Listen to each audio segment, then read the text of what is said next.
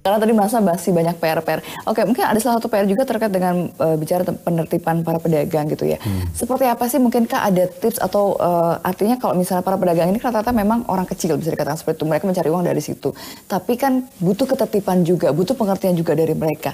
Bagaimana cara menertibkannya tanpa membuat kesan arogan atau kasar? Iya, satu memang tidak mudah. Saya akui sangat tidak mudah. Sampai sekarang pun masih belum selesai. Tapi yang kita ikhtiarkan adalah menjelaskan kepada mereka tentang skenario-nya bagaimana. Bahwa tidak bisa selamanya begini. Bahwa harus ada pengaturan untuk kepentingan semua. Bukan hanya kepentingan sebatas kota menjadi bersih. Tapi buat mereka pun harus dipikirkan. Saya bilang sama mereka nggak mungkin selamanya berjualan di trotoar dikejar-kejar Pol PP. Jadi itu ya yang penting komunikasi jelasin. Yang kedua kita harus siap dengan opsi-opsi skenario alternatifnya. Jadi kalau tidak di situ ya di mana? Mereka bisa bekerja di mana, bisa berdagang di mana penting. Jadi nggak sebatas menggusur sebetulnya. Ya kalau yang sekali dua kali datang gitu ya, pedagang baru, pedagang musiman itu kita tegas, kita bersihkan. Tapi bagi yang udah lama, ya kita harus pikirkan nggak bisa enaknya menggusur gitu. Bahkan ada beberapa kebijakan khusus. Seperti ada tukang cukur di Lawang Salapan yang sudah berdagang di situ ya selama 32 tahun. Lama ada 2 juga pedagang ya. Sementara ini kita tidak pindahkan dulu sampai ada tempat yang memadai yang bisa mereka berjualan di situ.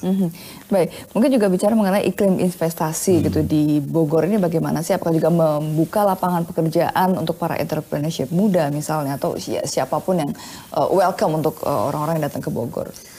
Ya, saya selalu sampaikan ke para investor, ya, hotel, restoran, apapun juga, prioritaskan orang Bogor, prioritaskan KTP di Kota Bogor. Itu satu. Yang kedua, saya selalu dorong juga kepada anak-anak muda untuk mencoba menjadi entrepreneur, untuk mencoba menjadi pengusaha-pengusaha dengan tidak mengandalkan saja kepada jalur-jalur formal ya, daftar melamar ke perusahaan, PNS gitu. Karena banyak sekali peluang di Bogor. Tinggal bagaimana sekarang pemerintah kota memudahkan itu semua. Jadi izin-izinnya harus dipermudah, nggak boleh dipersulit. Berarti akan juga melakukan reformasi birokrasi juga mungkin belum selesai begitu masih ada? Ya, tidak pernah selesai kalau reformasi birokrasi pasti harus mengejar terus gitu. Tapi paling tidak birokrasi itu harus memudahkan, nggak boleh mempersulit.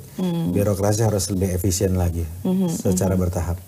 Sebenarnya kalau bicara mengenai mengubah birokrasi supaya efisien itu kendalanya seperti apa sih? Apa yang menjadi kendala? Apakah manusia atau apa sistem yang masih belum berjalan dengan baik? Ya, ada faktor kultur manusia juga yang banyak dipengaruhi oleh kondisi selama ini. Kemudian kedua ada faktor juga sistem ya, remunerasi atau sistem penggajian yang belum sepenuhnya mendorong orang untuk lebih aktif, lebih rajin misalnya. Ada juga faktor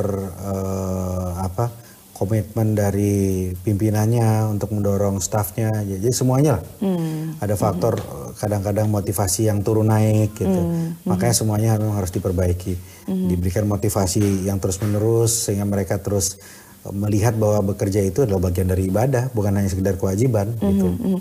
Ada apa ya namanya seperti patokan atau misalnya kalau bicara mengenai Jakarta punya sister city patokan seperti kalau di Bogor sendiri ada yang melihat apa kemiripan dengan kota-kota lain entah di Indonesia atau misalnya di luar negeri? Ya banyak baik di dalam negeri maupun di luar ya. Kita terus belajar dari kota-kota yang lebih baik pengelolaannya yang harus kita akui, seperti kita belajar dari Surabaya bagaimana mengelola sampah. Kita belajar dari Banyuwangi bagaimana mengolah potensi wisata. Kita belajar juga dari Bandung bagaimana merangkul anak-anak muda, aspek kreatifnya gitu. Jadi nggak usah malu menurut saya, ini era di mana sesama daerah itu harus saling menginspirasi dan harus saling berbagi. Di luar negeri pun banyak benchmarknya, setiap saya ke luar negeri pasti mendapatkan pelajaran, mendapatkan inspirasi dari aspek yang berbeda. Ya, dari Korea Selatan, kemudian dari negara-negara lain di Eropa, atau bahkan tetangga yang dekat ya, di Singapura, di Malaysia, di Bangkok, misalnya. Selalu ada inspirasi yang bisa diterapkan. Baik, kalau Bogor memang selama ini kan dikenal sebagai kota hujan, kota angkot, tapi sekarang berubah ingin menjadi sebagai kota keluarga dan kota olahraga, begitu ya. Nah ini apakah ini juga sekedar apa menjadi slogan atau tapi perbaikannya? Slogan itu penting untuk menyemangati kita melakukan perbaikan. Ya, kita malu diledekin terus sebagai kota sejuta angkot. Tapi kita pun nggak bisa hanya berteriak-teriak slogan kota olahraga, kota keluarga tanpa ada yang harus dilakukan. apa ada yang sudah dilakukan. Nah, karena itu slogan tadi itu sebagai pemicu kita untuk bekerja lebih keras lagi. Ya, ketika saya semakin sering bilang Bogor sebagai kota olahraga, Bogor sebagai kota pelari atau the city of runners, semakin keras pula usahanya untuk ke arah itu supaya kita nggak malu gitu. Jangan lain diucapkan lain dengan keadaan kan gitu. Sama juga Bogor sebagai kota keluarga, ya fasilitas untuk keluarga, perhatian bagi keluarga, kebijakan pemerintah yang menguatkan keluarga itu harus selalu jelas. Baik, nah ini kalau dilihat Indonesia saat ini juga memiliki atau eranya para pemimpin muda gitu, termasuk Kang Bima sendiri gitu ya. Artinya apa ya, encourage para orang-orang muda gitu untuk kemudian ya jangan kemudian tadi malu untuk terjun ke politik. Pesan saya bagi yang punya keinginan untuk berpolitik, ya sebaiknya harus menyelesaikan dulu apa yang ada di diri masing-masing. Karena kalau dirinya sudah selesai, insya Allah bisa berikhtiar untuk menyelesaikan problem-problem yang lain. Yang kalau dirinya belum selesai, bagaimana menyelesaikan orang lain? Gitu, ya. Jadi harus sudah selesai dengan idealismenya, harus sudah selesai dengan perutnya. Kalau enggak, ya kita aja belum selesai, gimana menyelesaikan orang lain? Itu pesan saya. Ya supaya kita kemudian menjadi pemimpin-pemimpin yang amanah dan independen, tidak mudah disetir oleh berbagai kepentingan. Makanya saya makin percaya bahwa memimpin itu harus ada jam terbang, nggak bisa ujuk-ujuk. Orang nggak pernah punya jabatan tiba-tiba mau jadi presiden, nggak bisa, nggak bisa karena semua ada proses pembelajaran dan pematangan. Hampir 4 tahun menjadi wali kota, saya belajar banyak hal, belajar untuk lebih mau mendengar, belajar untuk lebih sabar, belajar juga untuk selalu terbuka dan mengevaluasi diri. Itu penting. Baik tadi melalui sosial media mengaktifkan dari semuanya begitu ya.